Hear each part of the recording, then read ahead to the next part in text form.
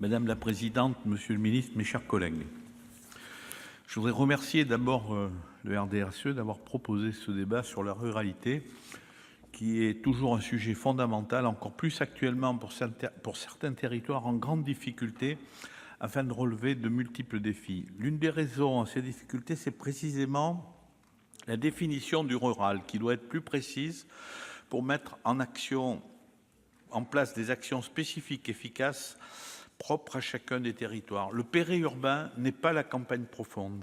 Il faut, selon moi, distinguer deux ruralités, la ruralité périurbaine et l'hyper-ruralité. La première est celle qui est proche des villes et des centres d'emploi. Elle est dynamique, attire notamment les jeunes couples, les retraités, qui cherchent une qualité de vie entre ville et campagne, tout en maintenant une proximité des services publics, des activités culturelles et sportives. Les maisons se vendent, les hameaux sont peuplés, le foncier se porte bien. Le développement de cette ruralité périurbaine est souhaité par les habitants pour avoir une qualité de vie qui est indéniablement un atout fort de ces territoires, qu'il convient de soutenir davantage au travers de la mise en œuvre de politiques publiques adaptées au niveau des communautés de communes et d'agglos, aide au désenclavement, aide à la création d'emplois, programme de voirie, développement d'infrastructures et du numérique, préservation des services publics. Ces communes périurbaines doivent avoir les moyens de saisir toutes les opportunités liées aux nouvelles façons de vivre des Français qui cherchent plus d'espace pour leur lieu de vie, un endroit où s'épanouir. C'est aussi une chance pour notre agriculture avec le développement des circuits courts en périurbain ou en ville. Elles doivent permettre de faire de ces territoires périurbains un lien entre l'hyper-ruralité et les centres urbains. L'autre ruralité, c'est ce qui me tient à cœur, c'est l'hyper-ruralité, 5% de la population, 30% du territoire. C'est la ruralité qui se situe plus loin des centres urbains, d'un bassin d'emploi ou d'une zone d'activité.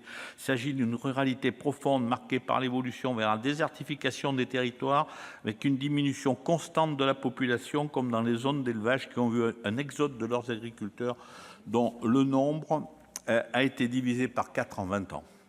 C'est un cercle vicieux auquel seule la puissance publique peut apporter une solution. En effet, un accompagnement fort et volontariste de la puissance publique pour ces territoires ruraux abandonnés est indispensable pour soutenir les politiques publiques locales, les initiatives privées et attirer une nouvelle population. Cela est possible si la volonté existe.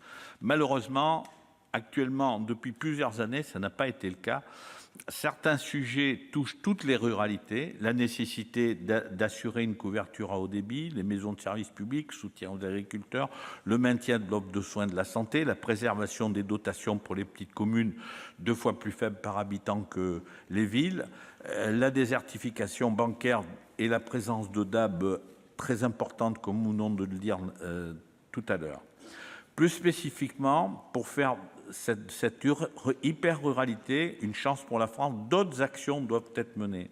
Il faut déterminer par département les zones d'hyper-ruralité qui pourraient être définies en fonction de leur niveau d'enclavement, de leur densité de population, de leur distance des axes autoroutiers et ferroviaires ou encore de l'éloignement des bassins d'emploi.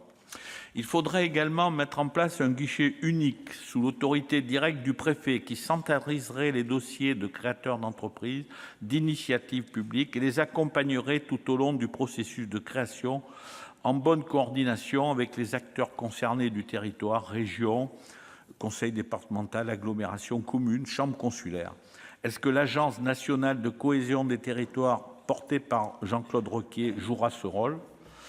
Des avantages fiscaux et sociaux additionnels permettraient ainsi de compenser les inconvénients découlant de l'enclavement de ces zones. Zones franches ou ZRR, ça n'a jamais existé, sauf la ZRR, pour exonération de charges, avec des avantages substantiels pour l'installation d'entreprises, notamment des subventions à hauteur de 60% pour l'immobilier qui pourrait être réalisé par les entreprises ou les collectivités. Et la mise en place de zones artisanales avec un prix de revente très attractif et incitatif pour les porteurs de projets, de PME, de TPE, de commerce, de rénovation d'équipements touristiques. Cela est indispensable si nous voulons maintenir la vie dans ces territoires ainsi que les services publics. J'ajoute L'augmentation du coût du gasoil et du fioul est très pénalisante pour ces territoires. Le chauffage, augmentation de 250 € actuellement pour 1000 litres de fioul par rapport à 2017. Les voitures sont indispensables pour se rendre au travail, parfois 30 kilomètres. Mais c'est ça, si on veut maintenir le rural, il faut absolument que les personnes puissent se rendre à leur travail en voiture. Alors, il n'y a pas de possibilité financière de changer les chaudières ni les voitures, même avec des aides. Il faut essayer de se mettre ça dans la tête parce que les retraites sont souvent autour de 1 000 € et les gens sont souvent au SMIC, tout comme les entreprises, notamment de transport, qui sont actuellement dans le rouge.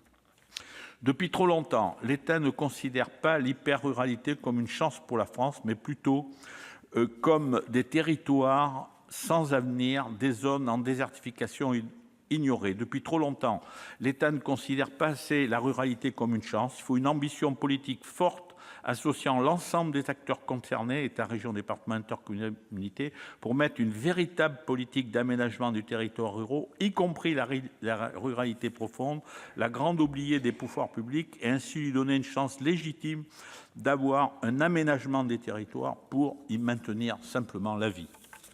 Merci, cher collègue. La parole est à monsieur Jacques Genest pour le groupe Les Républicains.